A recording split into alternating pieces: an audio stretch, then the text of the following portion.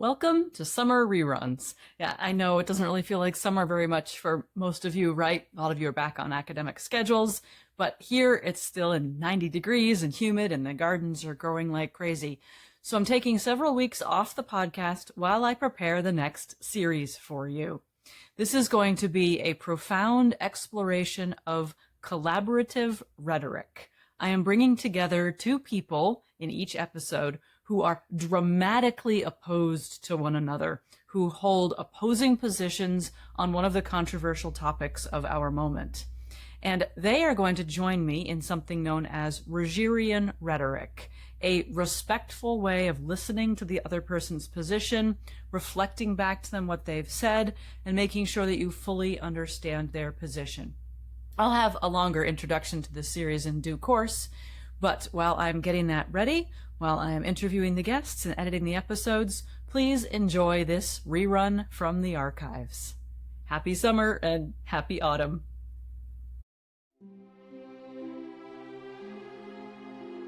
Welcome to Words Do Things, a podcast about the powers and limits of language.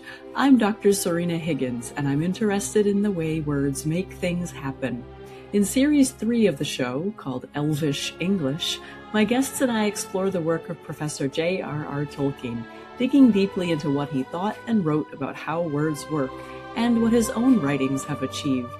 Join me on this journey into one man's word-saturated world.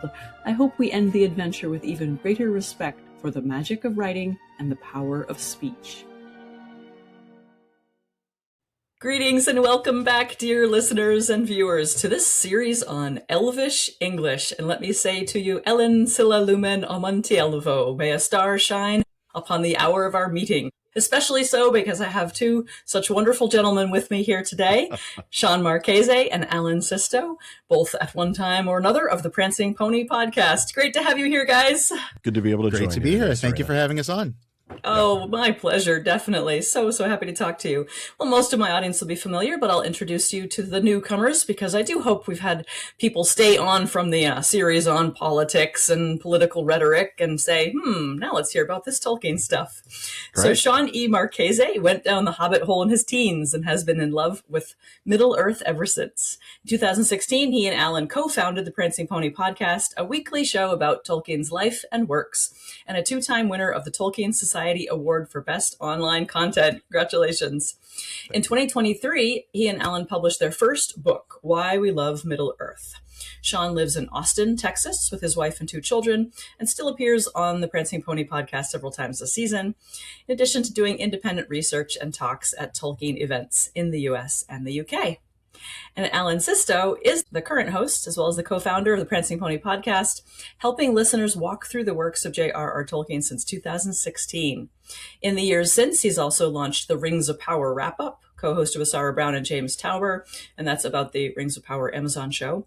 And then also a daily YouTube show, Today's Tolkien Times, and a streaming show, The Prancing Pony Podcast Plays, all hosted at PPP Productions. And from time to time, he still narrates audiobooks and other voice-over projects. So welcome, gentlemen. I'm glad to have your vast experience in the Tolkien world and elsewhere. Glad to be here. Great to be here. And, we're always up to hang out together and talk Tolkien, which we don't get to do every week anymore. I mean, I haven't seen you, Shawn, in a long time. Yeah. So I know it's been a while. So it's great to be back together here. Anything I can do to bring you guys back together. And I'll never forget the great time we had you two keynoting at the TechSmoot conference in, was that 2018?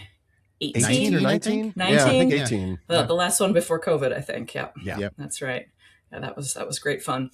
Well, let's jump in with some word definitions. I've been having some guests do this so that the audience knows what these technical terms are when we use them. Well, now I sort of moved beyond that. My audience is pretty familiar with these terms now. So I want to bring them in either because they're a little bit debated among scholars, and so there's some interesting angles or controversies to come at. And then we're going to bring in a few words that I haven't had my guests do yet. So let's start out. And I don't know, Alan, I think maybe you wanted to take this one. What is phonoaesthetics? I may actually hand this one off to Shawn. That's fine. Far and away the ultimate word nerd. Yeah, he really is. I mean, I have in his absence, since he had to step back from the PPP, I have tried to step up my word nerd game, but I am still just in awe of his understanding of linguistics when it comes to Tolkien's world. My amateur take on that is simply the pleasing nature of how a language sounds. Tolkien has spoken about how you have a native tongue that may or may not be your cradle tongue. It may not be the language that you grew up speaking. It's a language that sounds right, that resonates with you, that is pleasing to your ear. The cellar door phenomenon, for instance, which I'll let Shawn explain in a little bit more length, but that's kind of the basic gist of it. And then for those who want to go a little bit deeper, Shawn? I would say it's the inherent beauty either of a language or of certain words in a language. And Tolkien did a lot of writing about this in a couple of places. I mean, one that I'm thinking of is his English and Welsh essay, which is published in The Monsters and the Critics. And that's where he says that there are words like cellar door, and he says that most people would agree that cellar door is a beautiful phrase. Not really a word, it's a couple words. And he talks about how the word is beautiful just disassociated from its sense, and especially disassociated. Even more, yeah, I was going to say even more. A cellar door on its own, if you think about the meaning, there's nothing beautiful about that, but the word itself sounds beautiful. Just the sounds are lovely, yeah. Yeah. And Tolkien even says that the word cellar door is much more beautiful than the word beautiful. This is the kind of thing he's talking about. He's talking about disassociating the sound of a word from the sense of a word. And when you have a language that has a lot of cellar doors, as Tolkien says that Welsh has for him, then that language is one that a person can have a personal predilection towards, that they might find especially beautiful. And that to me sort of summarizes Tolkien's idea in regards to phonoaesthetics. That's really nice. Yeah. Thank you. When he says a language may have many cellar doors, obviously the first meaning of that statement is it has many sounds that are lovely, regardless of what they mean or signify. Does he also mean it as a clever little metaphor, like languages also have little words and phrases that when you open them up, there are depths beneath?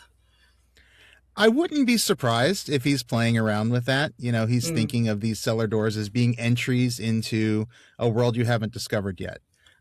We know that Tolkien was, he was first attracted to the Welsh language by, signs he saw and words on trucks. Names on railway cars. Yeah, really long names on trucks and things like that. And so you see this and like, wow, that's a really interesting looking word.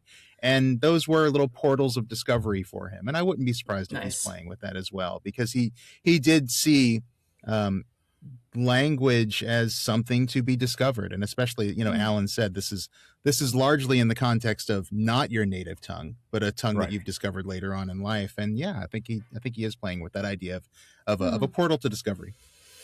Is phonetic fitness the same thing, or is that a slightly different reality? That's a slightly different thing. That does tie back to meaning in a way that phonoaesthetics doesn't. And phonetic fitness is basically the rightness or fitness or perceived rightness or fitness of a word's sound to its meaning.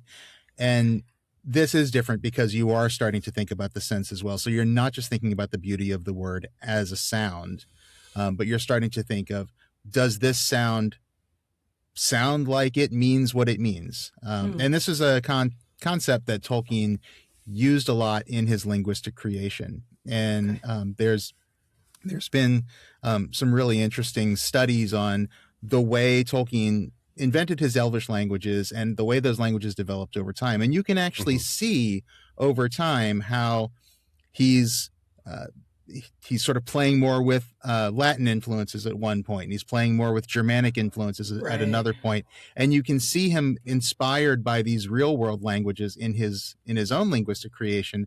And a lot of that has to do with the fact that, well, in his mind, a certain word sounds like it means a certain thing.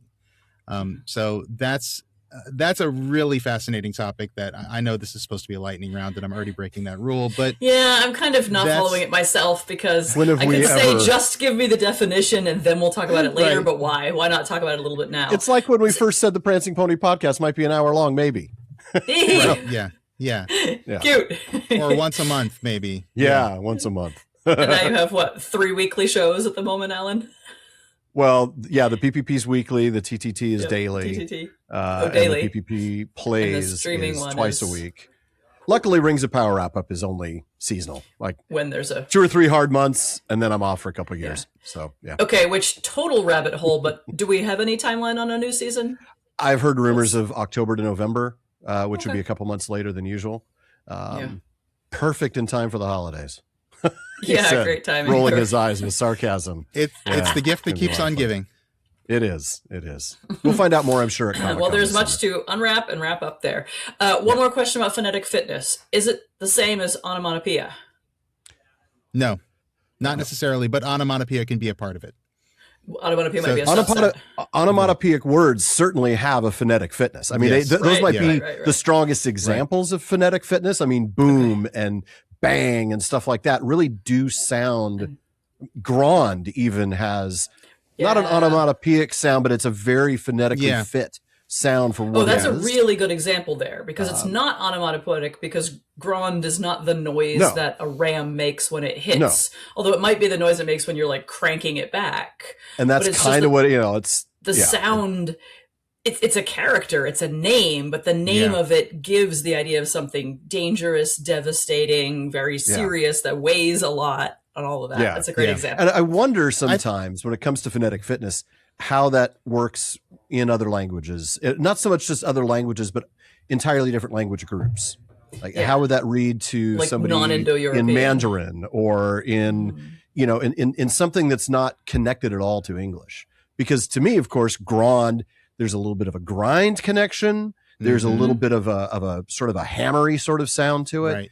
But I doubt that would strike somebody who's not connected to Indo-European languages. I don't know if it would sound that way to them. So I think phonetic fitness can be limited to language groups. Yeah, I think it absolutely is. I think a lot of this is subjective to the eye or the ear of the beholder, I guess. Yeah. A lot of this has to do with the individuals. And again, like if you look at the way Tolkien chose words that were fit over time in his language creation, he was playing with a lot of languages that he was familiar with at different times. And, most famously near sort of, I guess, the maturation point of his linguistic development with, Quenya and Sindarin as they were at the time Lord of the Rings was published, he was working a lot with sound symbolism from Finnish in the Quenya language or Welsh in the Sindarin language. And so those were part of that phonetic fitness. But there's layers and layers over time of other languages in there. And it's just the languages that Tolkien himself knew. That's great. So I think that is it. The phonetic fitness, I think, does have to come from a subjective assessment based on languages that you're familiar with. But the one thing I do want to say go ahead. I'm sorry.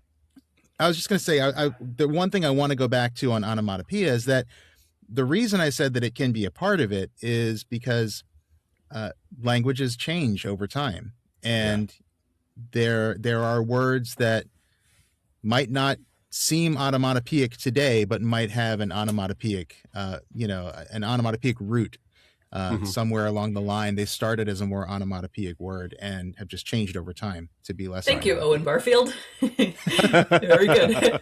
And Alan, you were going to say something on that point as well. Yeah, just the idea, when it comes to phonesthetics and phonetic fitness, Tolkien, in creating some of his languages, intentionally created ugliness. You think of the Black speech, Ashnaz Gimbatul, Ashnaz Grubatuluk, ugly sounding words. But are they only ugly to us?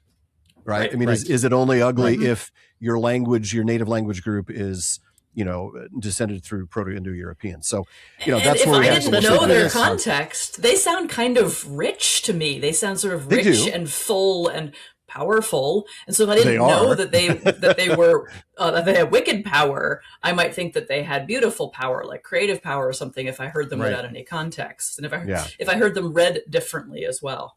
That's fair. And I think Tolkien was fully aware of that. He was choosing sounds that he thought sounded ugly, but I think he would be the first to admit that that wasn't the only way of looking at these things. And I think, I probably shouldn't have used the word ugly. I would say harsh, because that's the word that I think Tolkien used to describe both Black speech and to some extent Kuzdul as being a harsher sounding or rougher sounding tongue. Kuzdul, Yeah. we don't have a lot of words in that either. And so, we don't have a lot of examples, but, That's a Dwarvish Khazad-dûm, language, right? It's the Dwarvish language, Right. yeah. Yeah. And with Kuzdul, he was actually inspired heavily by Semitic languages. And so if exactly. you came to Tolkien's work from a background in Semitic languages, whether it's Hebrew or Arabic or, dare I even say Maltese, just because that's the Semitic language that I've studied a little bit. Like that's a niche. Family connection. That's the only reason. Wow. But if you came to it from one of those languages, you might not find the same harshness. You might find something that feels more fit like or more right to you as a native speaker, one of those tongues. Probably the same thing could be said for, Orcish or Black speech and I don't know, maybe a Turkic language or something like that, because I think that there's some inspiration there in those. So, yeah, I'm hoping to have some people on who have translated Tolkien into non-Indo-European languages so that I can hear about how does it go the other way. So how do you take Grond and make it have that impact, that phonoaesthetic impact in Mandarin or in Hungarian or some other language, a Polynesian tongue or something like that. So I'm hoping to have some experts in that on. Well, let's go with one other question then before we move on to a few more definitions, because I think this one is so important. Shawn, you've already been hinting at it. Several of my previous guests have said that Tolkien believed certain languages, words, or sounds were inherently beautiful, that like God designed the words a certain way and designed the human aesthetic response system a certain way so that these matched together. You've told me that you don't think so. No, I don't think so, actually, because in the English and Welsh essay, which I've already referred to once, he talks about this as a subjective thing. He talks about this as, first of all, it is, he says it's something that is based on discovering a language as a second or third or fourth language, not your native language. He says this is one of the criteria of this. Well, that, of course, is automatically subjective, because if you're coming from one of those languages as a native speaker, then by Tolkien's own definition, you're not going to have that same discovery of pleasure in these languages that he's talking about. He said it was more obvious for second languages. And I'm actually looking at the text here. It says these predilections are not the product of second learned languages, though they may be modified them. Experience must affect the practice or appreciation of any art. Now he's talking about this as appreciation of a language from one's own experience. And then he goes on to talk about his cradle tongue was English with a dash of Afrikaans, because of course he was born in the Orange Free State, which today is South Africa. And then he goes on to talk about how French and Latin were the second and third languages he discovered. And so he's talking about this from the perspective of his own experience. I think he did see it as a subjective thing. And this essay is full of ideas like this that make it very clear to me that he's talking about this as a subjective thing. I think it's easy to think otherwise. Certainly tempting to, It's certainly tempting to, but again, I think if you look a little bit deeper, then, well, I guess one thing I should say about that, it's easy to think otherwise because the fictional works are so full of this idea. Lord of the Rings kind of comes at it from this particular lens of, oh, well, the Elvish languages are beautiful, and the Black speech is so harsh that just uttering it in Rivendell makes people's stomachs turn and makes people cover their ears. Makes the weather change. Right. Yeah. So I think it is kind of tempting, and maybe on the surface it does kind of seem that way. And maybe that's where some people are coming at this. And to a casual reader, sure, that's probably the first idea that comes to a reader from Tolkien's works. But again, if you look deeper into what he actually wrote about language, it is clear to me that it's subjective. It's subjective. It's taste. It's individual. Yeah. Which may predilection is a word. I'm sorry, but like predilection is a word that he uses a lot, and that to me speaks to it's an individual's own desires, I like their that. own tastes. And that then helps with a very troubling implication. And Alan, I don't know if you want to jump in on this then, because if certain languages are inherently beautiful, well, that seems to have a very troubling Eurocentrism, and that seems to have some very True. troubling implications for what one then thinks about languages that sound different. You want to address that at all? Well, I mean, I think that goes hand in hand with the idea that it cannot be inherent, not to all of humanity at once. It might be mostly inherent to a particular language group that this thing sounds beautiful and this thing sounds harsh. But by definition, that's going to sound different to other people. That's why the predilection is such a great word, because if you've spent your entire life hearing particular sounds and associating those with things, then those sounds are going to be familiar and comforting, and the sounds that are otherwise are not going to be. So, I think we need to be careful when looking at Tolkien's works and understand that just because he chose these languages and constructed languages that sound beautiful to us as native English speakers or as people who speak Germanic languages or even Proto-Indo-European languages, that's not in any sense an expression of superiority. It's not a claim of superiority. There are those who, of course, have tried to leverage Tolkien's works to argue for the the supremacy of various things, and they're wrong in every possible sense of the word when it comes to what Tolkien himself would have said and did say when you read the letters. I mean, it's he dismisses all of that stuff readily and frequently. Yeah. Which is not to say that there's not some problematic content in the books as published. True. And I do think that's the distinction we need to probably be making sure we're aware of here is there's what Tolkien believed based on what he wrote and said in his letters and his academic essays. Then there's the book itself, which 90% of people are going to read that book and not read, the other works, right? Like 90% of people are not the Tolkien fans that we are. They're going to read that book and they're going to make, and I'm so sad for all of them, Shawn. I'm just, I weep for their souls. You're doing your part to try to increase. We're trying. We're trying. We have been trying for years. But most people are going to population. Absolutely.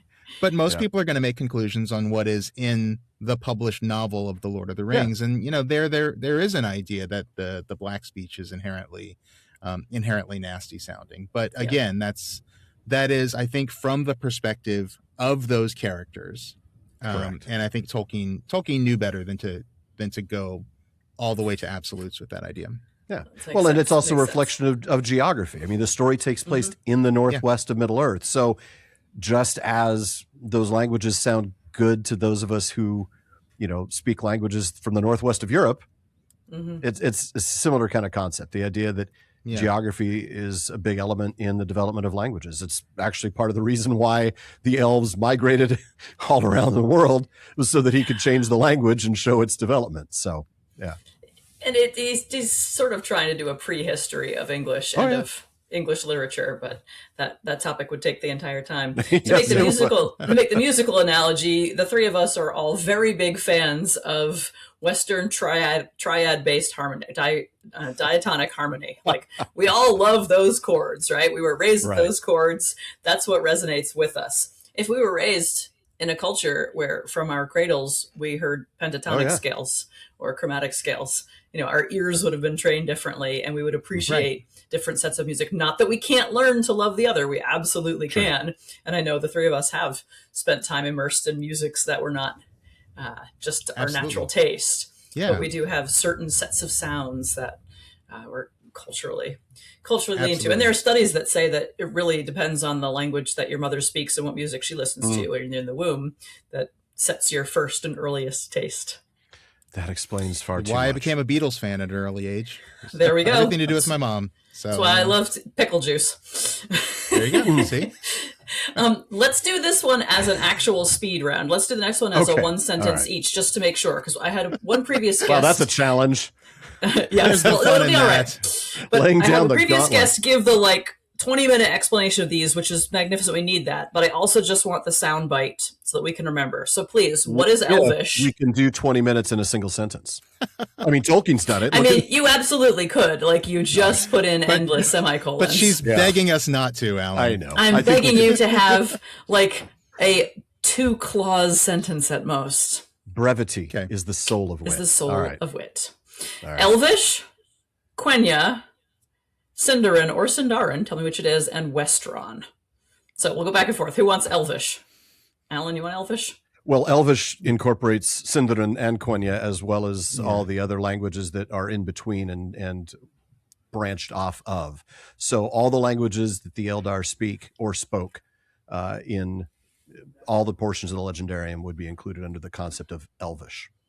I think that was 2 clauses. Fantastic. So then, Shawn, what is Quenya? Quenya is the High Elven speech. So this is sort of an Elvish Latin, basically. It's the language of, first of all, the language of the elves who went to Valinor and were enchanted by the Valar there. And so basically had their speech and their philosophy and their entire culture elevated by contact with the Valar, the little G gods. And their language is the Quenya language, which by the time of the Lord of the Rings is the language of literature and lore. And the language of certain elven peoples like Galadriel in that book. Yeah. The Noldor. Very nice. Yeah. Reasonably concise, but still like 15 clauses, though, Shawn. Sorry. You're right. Back to you, Alan. I'll do better with the next one. Is it Sindarin or Sindarin, or does it depend who you Sindarin. ask? It's Sindarin. Okay. And we could get into the pronunciation rules some other time, but Sindarin is the language of the Sindar. It's the language of the elves that remain behind, the elves that did not go to Valinor. And after an incident with some Noldor, Quenya was essentially banned in Beleriand, and that resulted in the wider spread and adoption of Sindarin. It is the everyday language of most elves in Middle-earth that remain in the Third Age. So when we're speaking the Lord of the Rings, most Elvish words will be in Sindarin, but there will be a few still remaining in Quenya. Thank you. And can I Shawn, add a clause to that one? I wanted to add like 7 clauses, but okay. I'm gonna deduct it from your next answer, though. I just want to say that if you study Tolkien's languages diachronically, and if you look at the way they developed over the decades prior to the publication of The Lord of the Rings, Sindarin is also often called Noldorin.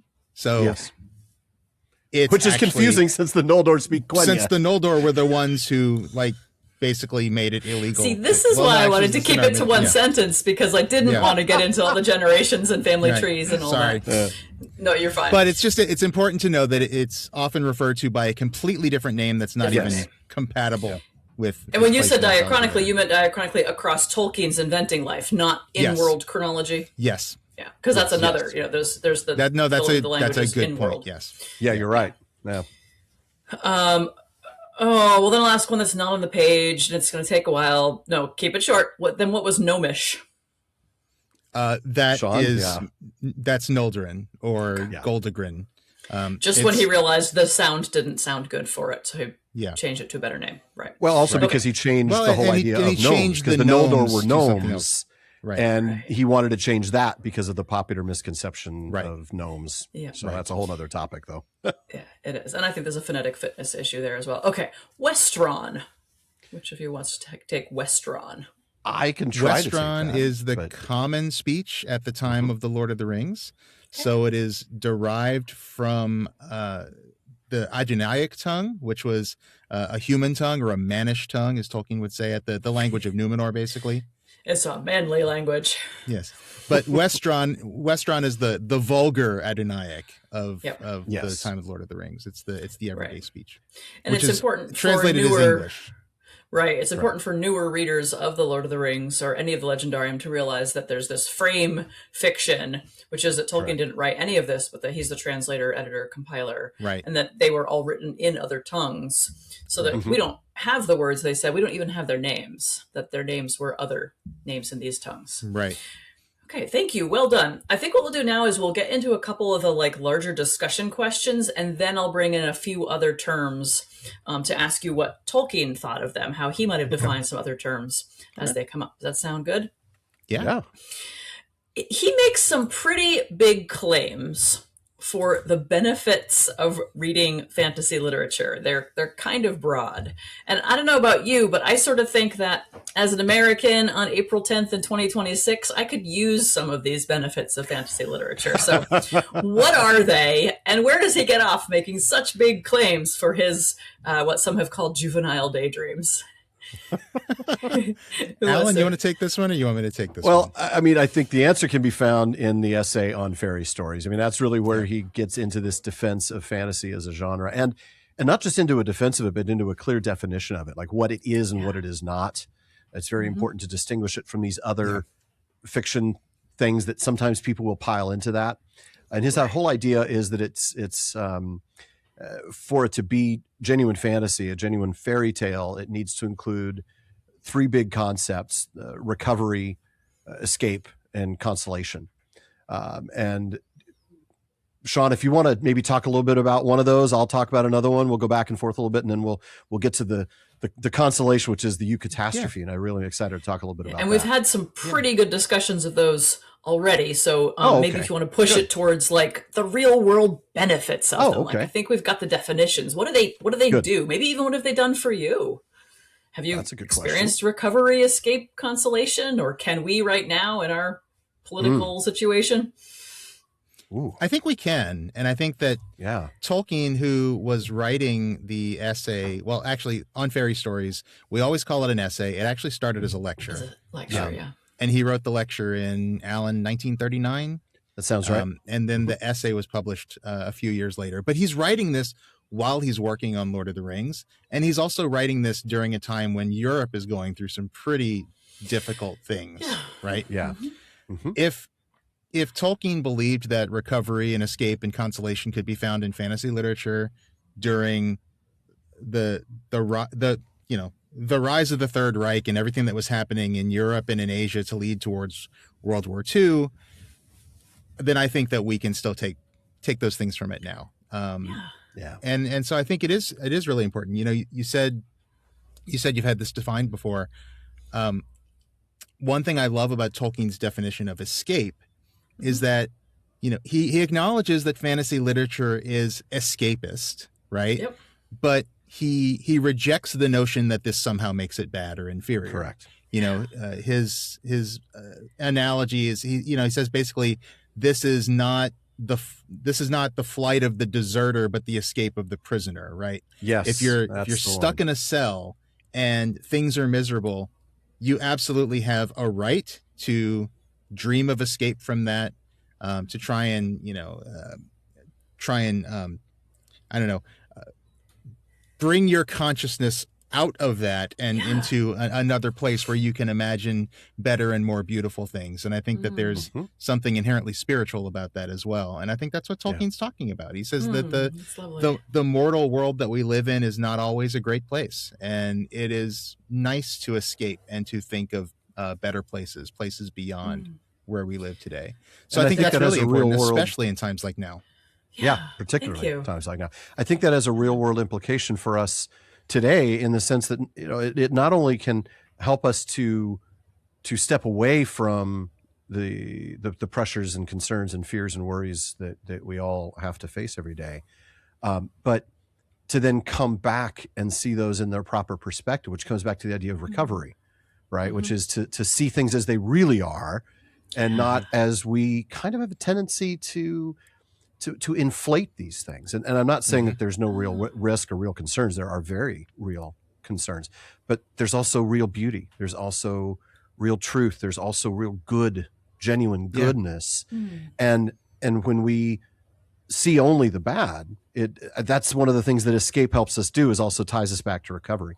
And so I think in a world like today and the challenges we're all dealing with, it's important to have those moments to step aside. That doesn't mean we're ignoring the realities. It doesn't mean that we're burying our head in the sand. It means that we're trying to put everything in perspective, and protect our own mental health first, so that we can then serve the larger world, whether that's from our families or to our fandoms or whatever. It's like a spa day for the mind. Yes. Right? It's like it's a break. What else is a spa day but a break from all the stuff that is just weighing you down and making you depressed and stressed, and your to-do list that you can't stop thinking about, and things going on in the world that you can't control anyway. What is a spa day but a break from all of that, an escape from all of that, and a chance to recover a clear view on the world and come back refreshed and ready to approach life. And in if a you way that you couldn't are, before. and if you are in prison or in a detention center or in a concentration camp, you can't get out for a spa day. But Right. No. maybe you can read a book Yeah. that is full of freedom and broad fields and big skies. So there's a prison ministry here that some of my friends are involved in, and a woman who's a friend of theirs was asking for them to send her some things, and this was in the deep cold of upstate New York winter, and the prison is inadequately heated. So first she asked for long johns, but then her second request that everyone said was, will you please send us novels? Will you please send us novels? Not just books, but novels. Right. They did also want puzzle games to occupy the brain. But she actually sent a list of novels, and I was really impressed. They were sophisticated novels. They were not just sunny stories. I think it was like The End of the Affair by Graham Greene and some Toni Morrison. And there's some heavy novels, but that makes so much sense to me. If I were incarcerated and did not have physical freedom, but I could still have some amount of intellectual freedom, I would grab that. Let me tell you one more story about that and then ask you a specific question related to it, if I may. Sure. There's a Romanian C.S. Lewis society that I'm a little bit connected with. And at the beginning of the Ukraine-Russia war, obviously many of the Ukrainian refugees came over the border into Romania. And so some of them reached out to the members of this C.S. Lewis society. And what they asked for was audiobooks in Ukrainian or Russian, since they all speak it, of Tolkien, Narnia, or Harry Potter for their kids in the refugee camps. So talk me through that, if you will. Like, the reality doesn't go away. They've still lost their home, their land, perhaps family members, their freedom. They're living in horrendous conditions, maybe in a tent in the winter. So what good is it going to do to listen to this story of elves and hobbits and epic battles? I think it gives you that break, and I think it reminds you that there are more beautiful things out there. There is a world out there that is beyond the cell that you're in right now, and it allows you to dream of that world. It's a bit like the moment in Mordor when Sam and Frodo are in Mordor and they see these clouds and this filth in the air above them, but then suddenly this star shines through the smoke and the poisonous air, and it reminds Sam that there is still light out there. There's still hope out there, and I think that having those stories absolutely would do that for you. And I think that while I have, I'm very thankful that I haven't experienced something like that, but we've all experienced challenging times in our lives, and these books have been there for me. And I'm sure, Alan, you'd probably say the same thing. These books have been there. I was going to say the same thing. Yeah. And you actually hit on a word that I think we've been dancing around, but hadn't mentioned yet in real detail. And that's hope. Yeah. It's one of the central themes of the Legendarium as a whole. And it's when you mention that Sam and Frodo moment in Mordor, when the clouds part for just a brief moment and we get that single star shining down, it is a reminder of that. And so when you talk about, Serena, the idea of, kids in horrible conditions, like you said, lost family members, lost their home, living in a tent in another country, don't know what they're going to do with the rest of their lives. This reading the book listening to the book doesn't change their current reality, but it reminds them that there is much more and that there is a foundation for hope, which brings us to the eucatastrophe, the other element, sort of the end of consolation, which I'm sure you've had people define that, 100 times over. And I just find that word such a beautiful coinage by Tolkien, the idea of a good catastrophe. The good turn, and it's that unexpected. Yeah. It's that unexpected turn, that unlooked for turn that exceeds, what one could have possibly imagined. It's still possible. I kind of like it even more than Deus Ex Machina for a few reasons. First of all, the Machina, the machine, is a whole theory of reality as being kind of mechanized, as being sort of clockwork that was set running either by a deity or not. But it's a bit of an impersonal view of the universe, whereas Tolkien has a very animate view of the universe. Everything has a life of its own that's worth honoring. There's a great scholarly paper by, I think it might be Sophia Peralta, about the personhood of trees in Tolkien. Mm, So mhm. his world is so vivid. I don't think he would like it to be called a machine. And then, No. secondly, the Deus. Okay, he's a devout Roman Catholic, but he's not going to make it quite so simple and Sunday schoolish as like the clouds parting and a god coming down and be like, Right. whoop. Okay, he might have messengers of the gods coming, but they're Right. woven into the fabric of the story in a way that's Correct. a little bit more natural than the Elizabethan stage crank scenery of the god coming down in a cotton puff cloud, right? Yeah. Yeah. I think he's also intentionally, he's channeling the literary concept of catastrophe, right? Like going all the way back to like Aristotle's Poetics. Aristotle, yeah. Right.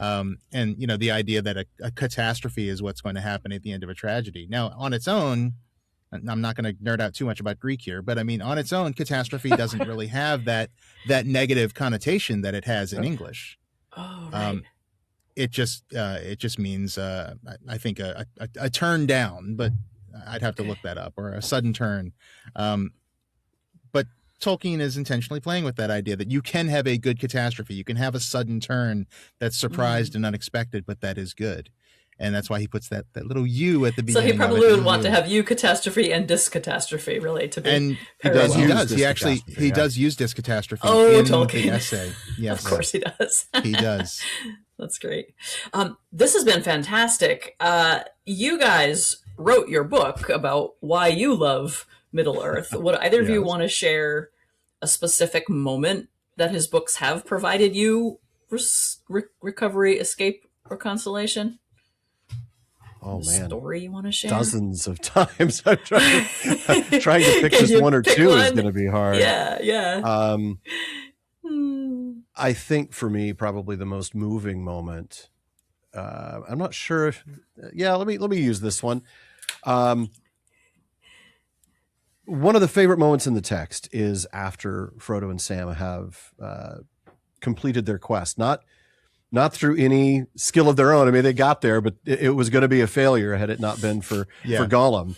And one might even say, but for the Elizabethan, crank stuff with God coming down and, the cotton ball, playing that little flick football with Gollum off the edge of the Samath Tower. Yeah. But just it was a little, it wasn't like a big God coming out of the clouds. It's just like a little finger poking. You just like, boop, boop. Yeah, just it's going to boop you into the lava. That famous Da Vinci thing with the finger of God and man. That's actually God reaching down to flick Gollum off the edge of the thing. So after Frodo and Sam, after the ring is destroyed, they're celebrated on the field of Cormallen. Yeah. And there's a moment in that text that is deeply powerful and moving on its own, about where tears are the very wine of blessedness. It's one of the richest passages in all of the Legendarium. It at least speaks to me. And then I'm reading in the letters, and I read him telling a family member, I believe it was his Aunt Jane, that he was laboring over that passage with tears as he wrote. And then put those two together with what Shawn and I got to experience a couple of years ago at the Prancing Pony podcast Moot in Milwaukee, where we were at where we got to see these manuscripts. It was the Art of the Manuscript exhibition. And we got to see the page of that manuscript, and you could see the tear stains on that page. Yeah. I remember that. Yeah. And it just moves you on so many different levels, because part of it is the creation of the art, right? It's not just the story and the richness of the story and the truth of those words. It's the effort and the work that Tolkien poured into it and how it moved even him. And then here we are as readers getting to experience not just the story and be moved by the story, but as fans of Tolkien being moved by his creation of that story. Wow. So I think for me, that's the thing that stands out the most, because it's on those two levels. It's not just the story. It's the story behind the story. The story and the story of the storyteller.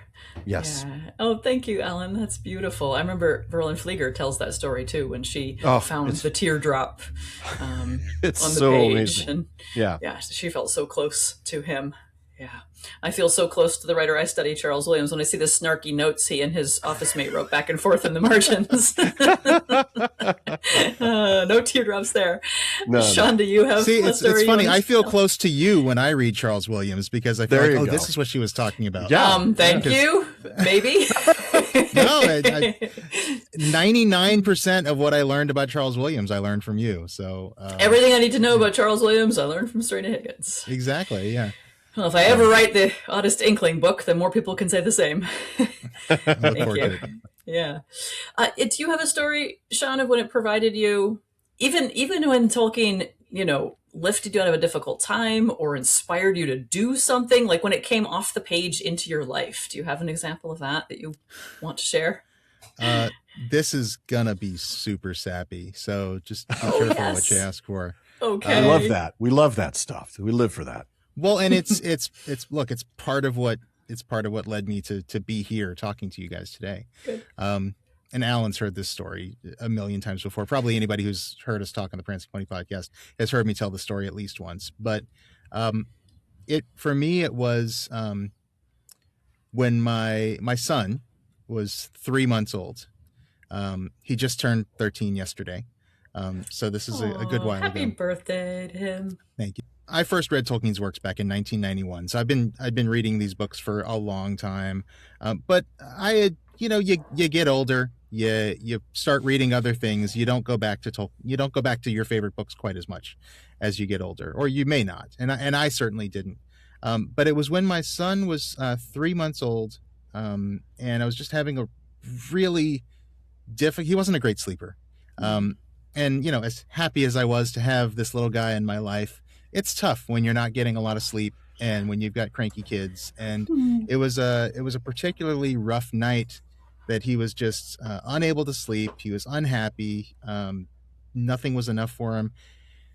And I just said, all right, he seems to enjoy the sound of my voice. I'm just going to start reading a book to him, and it's not going to be something for him. It's going to be something for me. And I just started reading The Hobbit out loud to him. Oh. I just started. I had it on it. This was one of the old Kindles with the little keyboard at the bottom and the LCD screen. And I just pulled it out and I started reading The Hobbit to him. And he pretty quickly calmed down. And I realized, oh, this is going to work. And so that's how I started, like, going through and reading The Hobbit out loud to him every night. Wonderful. We went straight on into Lord of the Rings and then the Silmarillion. I did skip a couple of parts of the Silmarillion because I just didn't think they were appropriate for baby ears. But yeah, that was 2013. Lovely. And that was sort of what kind of brought me back to Tolkien's work after a few years kind of away from it. And that's what ultimately led to me meeting Alan online and kind of us starting the podcast together. So, that's perfect. And I think in that moment, not only was it a refuge for me to have this, okay, I can read one of my favorite books and I can calm this little guy down and we both get what we want. There was that, but there was also just, I don't know, there's a moment of shared experience. There was kind of a father-son, experience there. Yeah. And it was very lovely and it was very meaningful. That's so beautiful. And has that continued? Have you read to both kids multiple times? Are they as into it as you are? So I recently just bought them a box set of mass market paperbacks that they can throw them in their backpack and take them with them and read them. They've both started, they're 13 and 11 now. It's a good age, but it's a little bit tough for them. So they're working through it. But more than them reading it themselves, these are stories that we talk about all the time. Yeah. I would tell these stories at the dinner table sometimes. Tell like the story of like Ungoliant eating the two trees from the Silmarillion. Like, and so these stories have become sort of a folklore for our family. They're kind of like the stories we tell. Yeah. It's the parallel when they won't eat their broccoli. You're like, look, Ungoliant ate the trees. You need to do the same. I would never have thought of that. I guess that's because I'm not a parent. Like if you're a parent, anything can work. Yeah. A broccoli eating story. But yeah, they've become sort of our family zone. They're like shaping there are narratives stories that we tell in your family. Yeah, that's beautiful. Yeah. I had a fascinating experience it wasn't through rereading the books themselves. It was through reading a work of scholarship.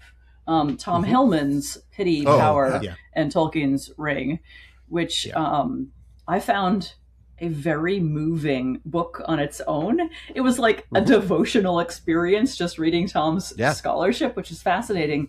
But I was going through the hardest period of my life, the worst betrayal, um, uh, just needing to start life over again, the loss of beloved people, Yeah. and as a result, a temptation to make a massive compromise as I was trying to rebuild my life. And the book is about temptation and like, Yeah. what is the ring in your life? And so reading a work of scholarship on a work of fiction was like this personal and spiritual help to me. Who would have thought, right? That's so many stages removed from like reading the Bible or getting advice from a therapist or whatever. It's like scholarship on a story, but that's what Tolkien said stories can do. Okay, so this has been so beautiful, like high level what his stories do. But now let's dig down a bit more into the words that he used when he put his stories together. And you've pointed out to me that he's extremely intentional in his word choice. Obviously, when Tolkien's going to write down a word in 20th century English, he knows its history. He knows how it got there, the stages it went through. And so he knows like what history it brings along in its luggage. And he's thinking about that, and he's thinking about the sounds of the words. He's thinking in Barfieldian terms about ancient semantic unities and embedded metaphors. But then he's also thinking about how is he going to string them together? What syntax is he going to use? So yeah, talk to me about that a bit. Alan, you had some ideas about like the ways he structures the sentences and the archaisms. Oh yeah, the way archaisms come to mind first because he's very prone to using words that we may still use today, but that have different meanings. And he's using the archaic meaning of the word. Right. He does that a lot. He uses words, and then of course he uses words that we all have to look up dictionaries because we don't know what that word means. And this is just Tolkien at his linguistic richness, right? This is his incredible knowledge. I mean, keep in mind, one of his jobs was as a lexicographer for the Oxford English Dictionary after World War I. So, you were he mentioning literally that worked he knows for a dictionary. He literally worked for a dictionary, and you mentioned that he knows all the baggage that comes along with a word. And I'm thinking, if it's a word that starts with W, he probably knows more about it than anybody else. Yeah, because that was he a letter wrote those that he entries. was, he wrote those entries in the OED. So his knowledge is massive, and he uses that to build a story that fits with the feel that he's trying to go with. Right, he's modeling sort of a medieval storytelling method in a lot of ways, most notably with interlacing that we see in the Two Towers, that we see specifically in book 3 and 4, where you have these multiple threads going on at the same time. You don't jump back and forth within a chapter. You stay with the story of Merry and Pippin and their captivity with the orcs, and then you go back in time to catch up with Gimli, Legolas, and Aragorn. There's all of these other techniques that he uses. Frodo and Sam, exactly. And it's a fantastic tool, but it's not a modern storytelling technique. It's very much a medieval storytelling technique. And so he does other things to fit with that. So that's one of the things that he uses. So not only archaic words, but even slightly archaic storytelling techniques. But one of the things that I think that Shawn and I have really observed over the years that we've done the show is, and also in our own readings, of course, is how musical his language becomes as you read it. We've always advocated for reading the text out loud, and that is more and more important. The more you read it, the more you discover how much it needs to be read out loud. He uses alliteration, not just in verse, but in prose. He uses rhythm and meter in prose. And then he does these incredible moments where he shifts from long flowing sentences that take up half a paragraph to sort of a staccato feel when the action picks up. Whenever we see a really intense battle scene, maybe not every single time, but most of the time, we get these choppy sentences. I'll give a quick, very, very quick version at the end of the Ride of the Rohirrim, right before the Battle of the Pelennor Fields. This is as Theoden charges away, and we get a little bit of it at first. We get And straightway all the horns in the host, there's some alliteration for you, were lifted up in music, and the blowing of the horns of Rohan in that hour was like a storm upon the plain and a thunder in the mountains. So he's already using this vivid, descriptive, analogous sort of language. But then after the charge happens, listen to the rhythm of this.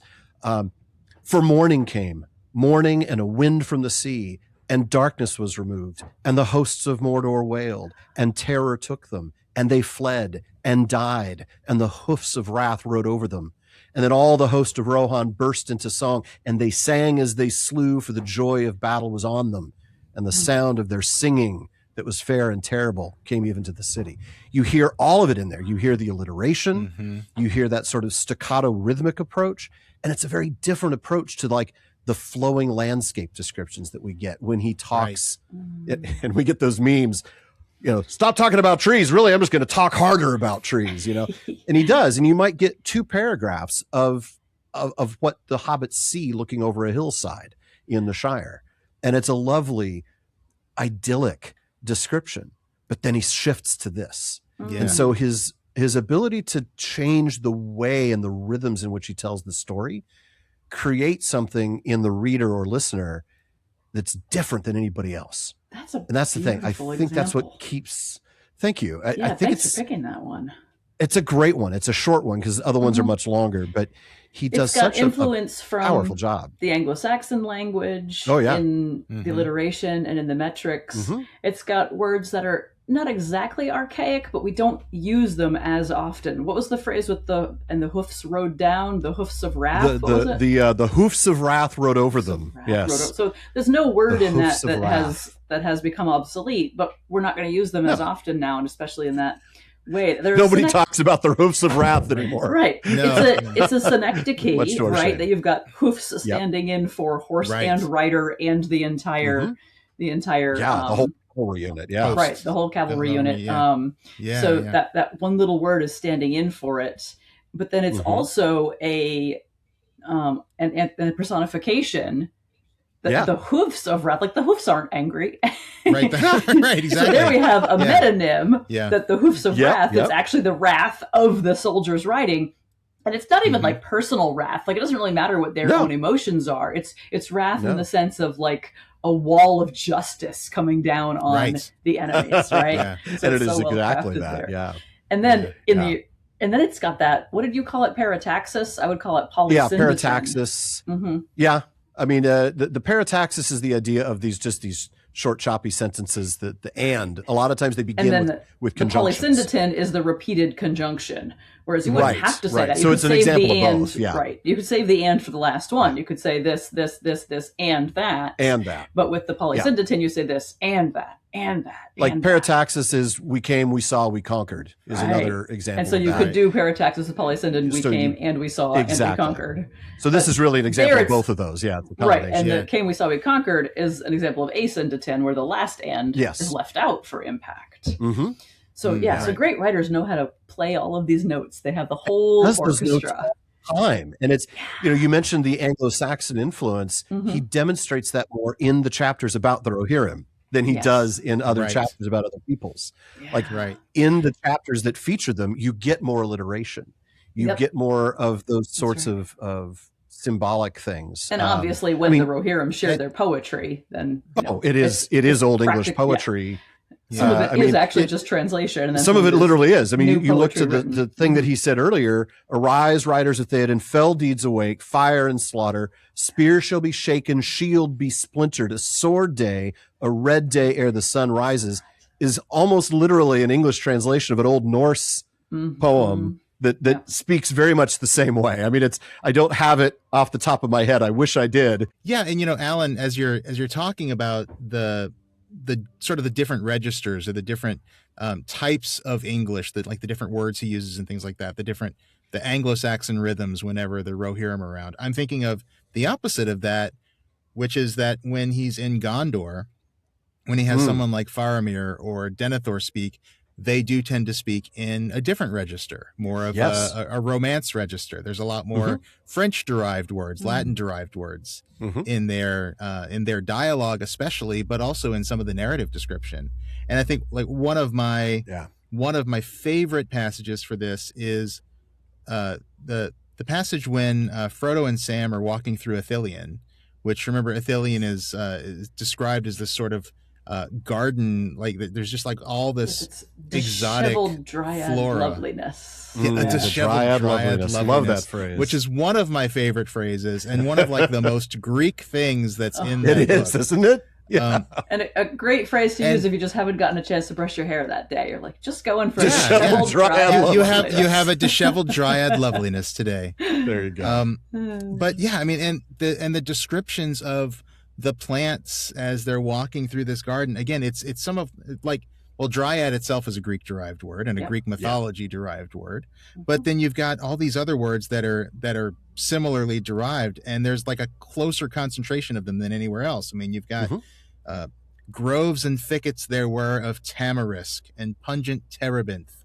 of olive and of bay, and there were junipers and myrtles and thymes that grew in bushes. Now, like, a lot of these are just plants that we're familiar with, or spices in our spice cabinet, but a lot of these are Greek derived words, and you really get this idea of this sort of Greek or Tuscan garden that that these hobbits are walking through, and it's a very different place from anywhere else in Middle Earth, and the language reflects that. And I love that.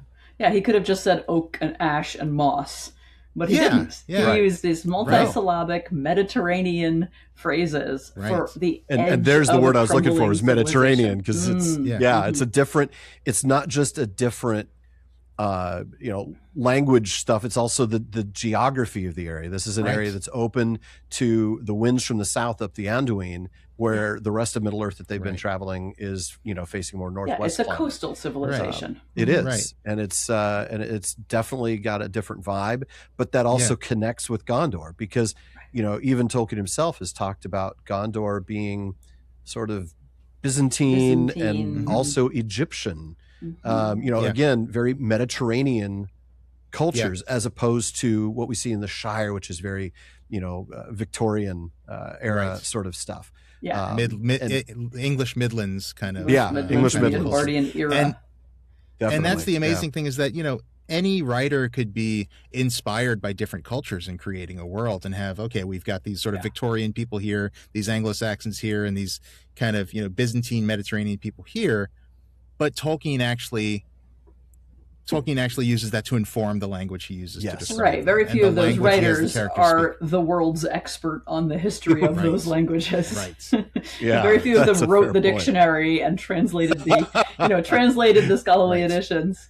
So and he spoke changes so many languages, because you look at how he interacted with the translators. I mean, he writes a guide so that the translators know how to work with his stuff. I mean, that's how into the weeds he wants those puns to get. that he's put in there to be preserved, and he wants these things to the brandy work in wine. other languages the way they work in English.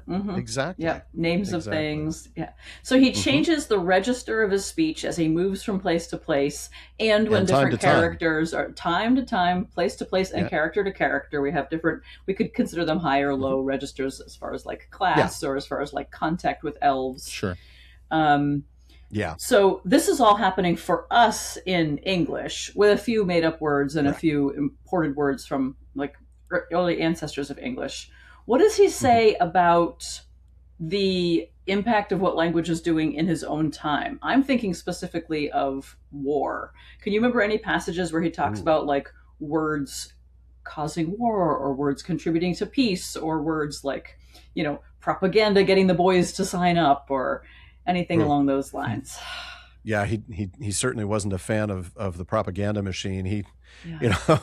You read his letters, especially his letters to Christopher during World War II, and he knows that they have to defeat Hitler, but he also knows they don't have a problem with the German people.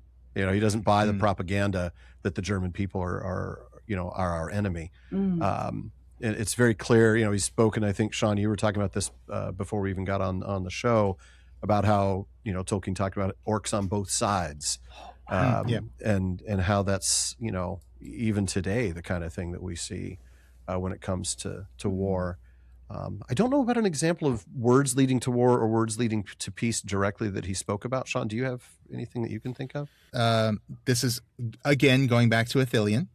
So this is a moment where Sam and Frodo are seeing their first battle of humans against humans. So it's the Rangers of Ithilien that have just intercepted a cavalry unit of Haradrim that are marching through Ithilien. Yeah. This is such an important place to bring us. In the movie, this is given to Faramir, but in the book it is Sam, which I think is very important that it's Sam, not Faramir, who says this.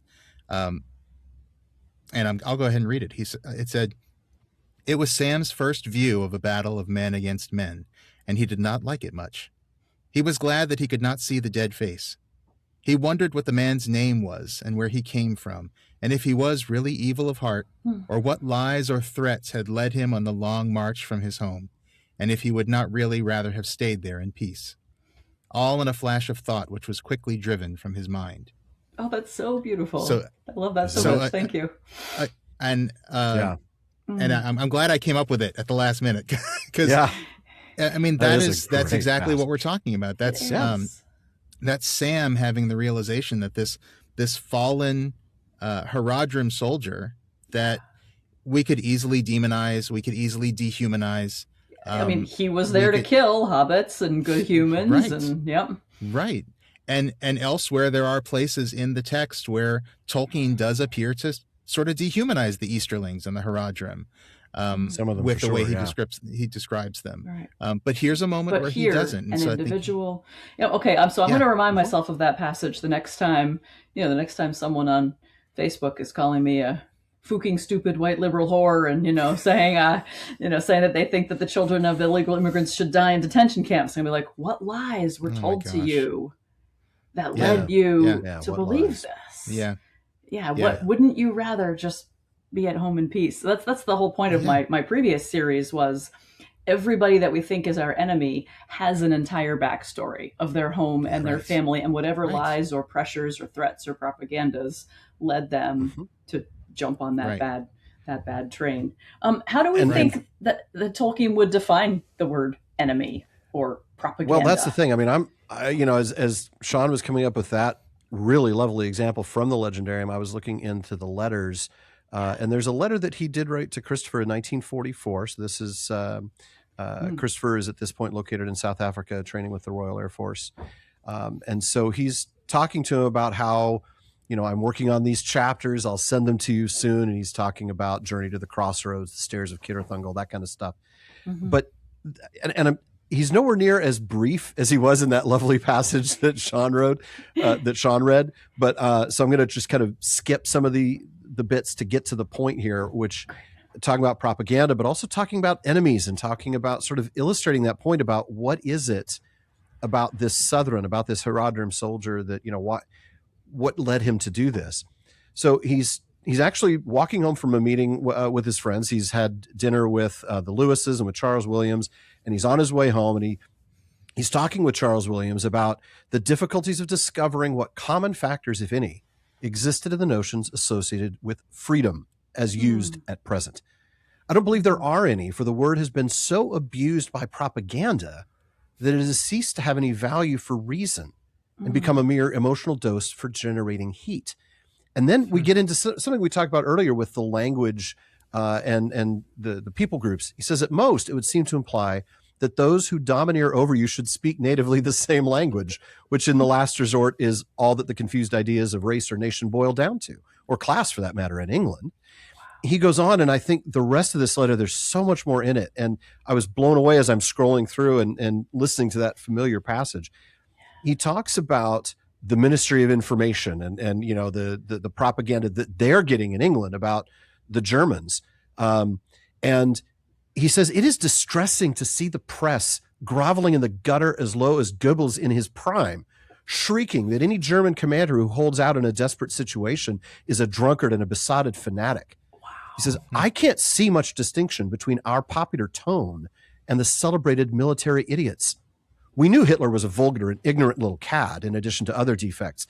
But there seem to be many various, and he uses abbreviations here that I'm not sure what they mean, various cads who don't speak German and who, given the same chance, would show most of the other Hitlerian characteristics.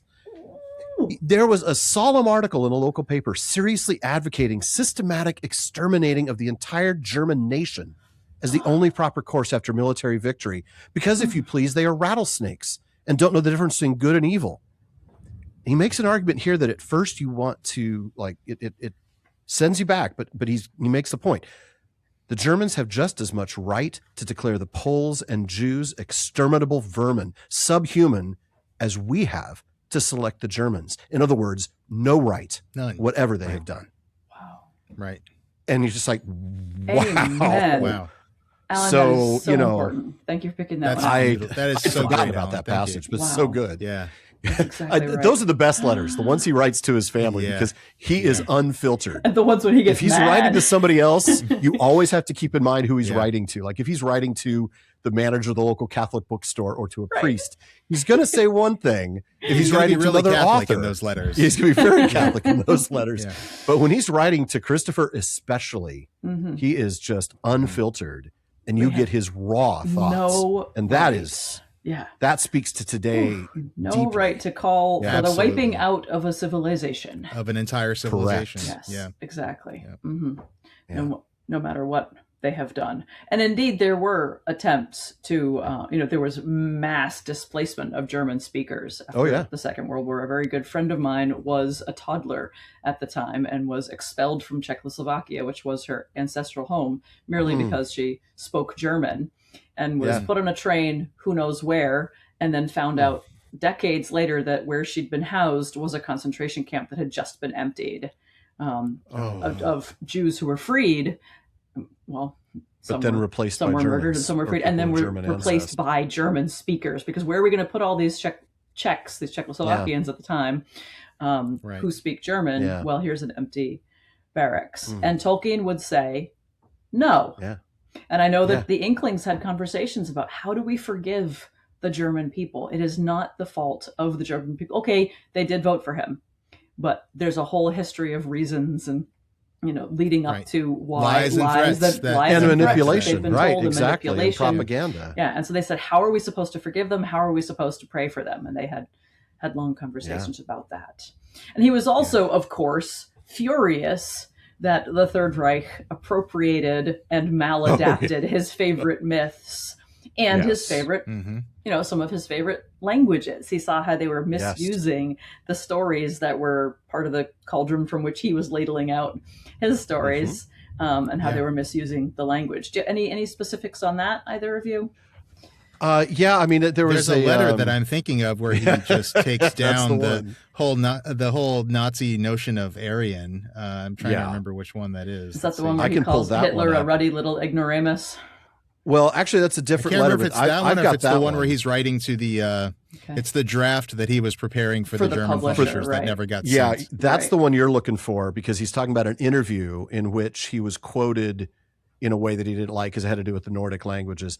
But he mentions Nordic yeah. again in another letter, this time, I think also, no, this was to Michael, who was an officer cadet at the Royal Military College in Sandhurst in 1941 when he writes this letter.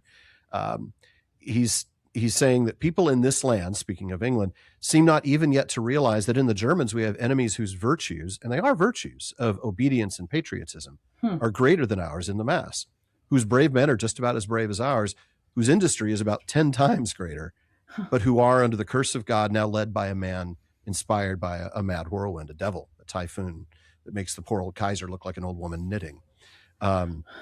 But that's where, he talks about you have to understand the good in things to detect the real evil. And I think that's, in order to figure out what's wrong with the Germans in World War II, you have to look at what's good in order to understand what's evil. What is it? What is worth saving? Right. What is worth saving? What are we fighting for? But to preserve. Yeah. But yeah, he this is the one where he really does go against, where he really just rips Hitler for taking what he loves. He says, I have in this war a burning private grudge against that ruddy little ignoramus Adolf Hitler, ruining, perverting, misapplying, and making forever accursed that noble northern spirit, a supreme contribution to Europe, which I have ever loved and tried to present in its true light. He argues that nowhere was it nobler than in England, nor more early sanctified and Christianized. And his argument there is a pretty sound one in terms of the Northern spirit being adapted into, a Christianized nation. I think back to Beorhtnoth Beorhilm's son. I was just going to say, he works on it many places, but the Homecoming of Beorhtnoth is a really clear one, where he starts it out with Northern courage. I mean, he even quotes that poem from the Battle of Malden, which is, heart shall be higher, our courage shall be higher as our hope lessens. Right. You had that as the theme of one of your moots, right? Yeah, we did. We did. But he contrasts, because that doesn't work out well. That leads to the general making terrible decisions and everyone dying this unnecessary Pyrrhic disaster. Yeah. But then he contrasts that with, we hear the music coming from the monastery, and we hear this these tones of hope floating in at the end of that play. Right. Yeah. Well, and it's in Beowulf too, which of course, it is very much Tolkien himself studied extensively. But Beowulf being a pagan story that is now being told to us by a poet who is Christian, or who is likely Christian. And so Tolkien, has written a lot about that sort of interplay between the Christian and the pagan in Beowulf. And that's probably that has to be, I'm thinking, what he was thinking of when he said that, Alan, about the Northern spirit being Christianized early on in England, because that would have been, 8th, 9th century Beowulf. In England. Yeah. Whereas, I'm not all that up on the history of the Eddas, but I'm pretty sure that, the Icelandic works were written a little bit later than that. So that's probably what he's thinking of. Yeah, he probably is. He's probably, because even the narrator of Beowulf seems a little bit torn, that maybe she, but probably he seems to think, like, I have to put in this stuff condemning the pagans, like, they were bowing down to their idols and they were doing these sacrifices, but I actually really admire them, and they have this magnificent courage and this magnificent civilization. I think it's kind of beautiful how the poet is either torn between those two things or trying to weave them together, and Tolkien sees that as what the civilization was doing at the time, if that's a microcosm for the whole kind of walking that fine line. Very much so. Shawn, did you find that other? I did find that other letter, and I'm glad I did, because I think it does go back to the idea of words being used to cause a war, and the word Aryan itself. This is a 1938 letter that Tolkien wrote. He wrote 2 drafts of a response to German publishers. So the idea here is that these German publishers were interested in translating and publishing Tolkien's work. This wouldn't have been Lord of the Rings at this point. But The Hobbit had only been published a year before, so right. So it must have been The Hobbit. So this is 1938, and the German publishers wrote to Allen and Unwin, Tolkien's publishers, asking if Tolkien was Irish, was Aryan, basically. Yeah. The implication being, if he were Jewish, they wouldn't publish his book, right? Correct. Exactly. Absolutely. The implication being that, And so Tolkien wrote 2 different drafts of a response to Allen and Unwin. I'm pretty sure this is the one they didn't send. Is this the one where it's actually a letter to the German publisher, like written in that context? Yeah, that's the one. Yes. Yeah. And he starts with, "Thank you for your letter," which is as polite as it gets. "I regret that I am not clear as to what you intend by Irish." And I know my horrible German pronunciation makes that sound like Irish, but it's Arish, Arisch, like the German form of Aryan. He says, "I am not of Aryan extraction, that is Indo-Iranian. As far as I am aware, none of my ancestors spoke Hindustani, Persian, Gypsy, or any related dialects. But if I am to understand that you are inquiring whether I am of Jewish origin, I can only reply that I regret that I appear to have no ancestors of that gifted people." I love this because it's such a dig. He's like, you actually have no idea what you're asking. You don't know your own heritage. Right, you think this you is have some no sort idea of what this pure word Nordic is. line, and it ain't. Yeah, right. Yeah. You keep using that word, Aryan. I don't think I don't think that word means what you think it means. Think it means. Yeah, that's the first thing he's saying. They're like, Aryan does not mean what you have been saying it means. It means Indo-Iranian. And he refers to, peoples from that part of the world, which actually, where the word Aryan actually comes from.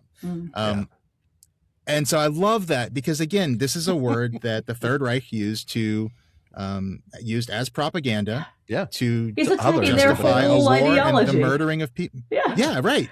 And they use this to justify the murdering of millions of people and to justify a war. And Tolkien is saying, you're idiots. You have no idea what this word you're saying even means. You don't know the word. then, you don't know your own bloodline. You don't know your own history. Right. Your entire mythology is built on air. It's built on nothing. Yeah. Yeah. Yeah. Lies and threats. If I can go back to that passage from The Lord of the Rings. I mean, definitely really lies. Yeah. And threats to others, I suppose. So yeah, I love that letter because it's Tolkien reminding us that he understands these words and these concepts much better than anybody in the Third Reich did. And that, I think, speaks to the power of language. And I think what Tolkien's trying to do here is he's doing his little part to, I don't know if reclaim that word from the Nazi ideology, but he's doing his part to dispel these myths about this word, and to show the stupidity of that whole philosophy. Alas, and he wrote that in 1938 as well. And it did not stop the war. No, it did but not. we have his works, and we have these beautiful passages that you've read to us about where the true goodness is, and how there are orcs on both sides and there are humans on both sides, and that we have to look at the enemy as this human with a history of the past, with a story. So I think you've really answered any of the other questions I was going to ask about, like, well, why should we spend our time reading Tolkien when there's so many more important things to do? And is it relevant to things that are going on today? So we can probably wrap it here. Any final thoughts either of you gentlemen would like to say? The only thing I can think of is I did track down the Old Norse version of that Rohirric. So going back to the Arise writers of Theoden, he says, spear shall be shaken, shield be splintered, a sword day, a red day ere the sun rises. Tolkien was, and I'm going to try this in Old Norse, was inspired by the Völuspá, which is the part of the Elder Edda. And the lines read, Skegord, Skolmold, Skildir Ruklovnir, Vindod, Vargod, Otherverod Stoipisk, which translates to axe time, sword time, shields are splintered, wind time, wolf time, ere the world falls. It's almost a literal translation for Theoden, the king, to shout to his men as they charge into battle. And it's just another example of Tolkien's absolute mastery of not just language itself, but so many languages, and how to draw inspiration but not copy. All of these things. And the embeddedness of the words and the languages in their literatures and in their cultures. So even when he translates it, he anglicizes it. He makes it work a little better for us. There are no wolves. Absolutely. There's no wolves in his. Right. Because where the Rohirrim are geographically, probably not as many wolves. Probably and it just doesn't have the same cultural feeling as the Rohirrim, right? It has a different tone and or color. Even the wind time, wolves right? Have different, you feel like there's definitely a cold feeling in that with the wind time and the wolf time. Yes. You don't get that here. You get I'm getting a different day, sort of color pattern. With the Rohirrim, I always think white, green, and gold. And with the Norse, I think white, gray, black, and silver. Yeah. So we sort of getting a different tone there. Oh, thank you so much. Well, even changing it from sword time and axe time to sword day. I don't know. I mean, there's a reference. It's still a unit of time, right? But it's the day, and it's we're the reminded whole day. that this is happening at sunrise. And then sword and shield instead of sword and axe makes it a little more familiar to our post-Arthurian, post-high medieval chivalric traditions. Yeah. In those little changes. It's good stuff. That so is. just a fun little tidbit at the end to throw in there. About and it's a call to war. It's a rallying, but it's not a call to war for its own sake. I mean, it's a call to war for what they are fighting for, and what they're fighting for, as we get in the beautiful passage of Faramir, is the preservation of civilization, the preservation of life, and of the ability of everyone to have their own little bit of a farm, and to have their family be safe, and to be able to rejoice in nature and music and crafts and so forth. It really is interesting Which is to what see everyone how Tolkien wants on both sides. It really is. That's true. I like how Tolkien balances that line between not advocating for war for its own sake, but not falling into the trap of pure pacifism. I mean, he has Eowyn explaining that it doesn't take two to breed a war. That only one has to start it, and then we have to fight and defend that which we value. And Faramir gives us an example of what it is that we value. So but I'm I, for one, am praying that we don't get there. Oh yeah, that we can, course. see our enemies and see them as just a person who, has maybe been lied to, maybe been deluded, or maybe has some really important points to be listened to in the right context, stripped of violence, stripped of attack. Maybe what they need is respectful listening. Yeah. Well, and that's certainly one talked last about point on. I would add one thing on this idea of an enemy, and as we were looking for passages, I was just noticing, the phrase "the enemy," with a capital E, is used many times throughout Lord of the Rings to refer to Sauron specifically. And while I don't think it's never used to refer, like, I'm sure it's used to refer enemy to capital others as well. E. Enemy capital E almost always, my recollection is, it's always Morgoth, Sauron, or Sauron. I think sometimes the Witch King. Maybe so. Yeah. But never and I don't just the think orcs. And I don't think it's not like he never uses the word enemies or enemy to refer to orcs or, people. It's not that. But this use of enemy with a capital E to refer to the Morgoths and the Saurons of the world, I think is really significant. It's a reminder that they are the enemy, and war itself is a Morgothic or Melkoric, I guess, it's a concept. It's discord. It's something that is evil in and of itself. So my very first guest way back in the 1776 series, and then my first guest again in the Bad Words series. Oh, I thought you meant you've been podcasting since 1619. I have. Wow, that's a long time to be podcasting. I am well preserved. 400th anniversary coming up. It is. He reminded us, and he's a Christian preacher, and he reminded us that, like, our enemies are not each other. Like, there's actual spiritual enemies out there, and Tolkien certainly believed that. And what you just listed, Shawn, I mean, these are demigods. These are demons. These are demonic creatures. Now, the Witch King was once a human, but there's almost nothing human left of him. He's a wraith who's possessed by evil spiritual powers. So I would think that Tolkien would remind us today not to fight each other. We are beloved human beings, from his point of view, made in the image of God. That the enemies are the world, the flesh, and the devil. Like, know who your enemies are and know what to fight. Yeah. Yep.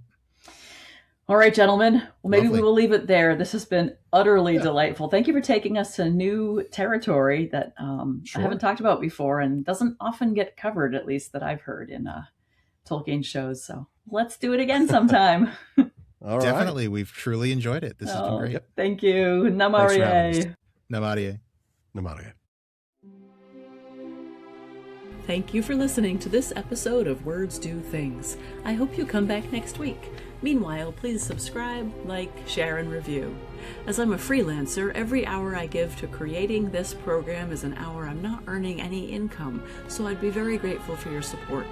Visit buymeacoffee.com/HigginsSerena to give a one-time gift or become a member of my author circle. Thanks to my current patrons and Substack subscribers, you help make this work possible. Music for this series is Middle Earth from Cinematic Stories Volume 1 by Louis Humanoid. Whatever you say today, remember, words do things. What do you want them to do?